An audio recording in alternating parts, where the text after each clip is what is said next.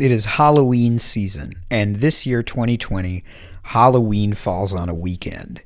And any fan of the legendary Houston hip-hop group the Geto Boys will recognize that as the first line of the verse contributed by group member Bushwick Bill. It's been a real pleasure to write about Bushwick Bill, both because of the key role he plays within the Geto Boys, but also because of the unique fact that he was a short person. He was born with dwarfism, and he talked very explicitly and very consistently throughout his career about what his unique physicality meant, how it structured and shaped his experiences, and how it structured and shaped the music that he made and the career that he had. One of the most important ways that we can see this happening, and one of the most relevant to the Halloween season, is his use of the persona Chucky. There's a lot of these kinds of characters throughout cinema history, specifically dwarves or other short characters who disrupt our ideas of what is threatening or safe through their stature. And Chucky is probably the most prominent of them. So it makes sense that he would connect with this character. And he recorded numerous songs over his career, both on Geto Boys albums and on his solo work, in which he portrayed the character of Chucky and talked about his murderous exploits and the outrageous, devilish things he did. The first one was recorded for the album We Can't Be Stopped, the same album Mind Playing Tricks on Me appears on.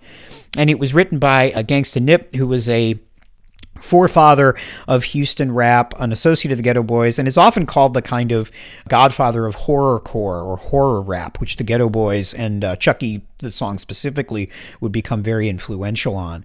And one of the things that I think is so powerful about Chucky and about Bill's relationship not only to the Child's Play movies but to horror movies is that it's part of a larger way. Bushwick Bill engages through this character and through these songs the way that dwarves are thought to be non-threatening, or that short people are thought to be childlike or adorable.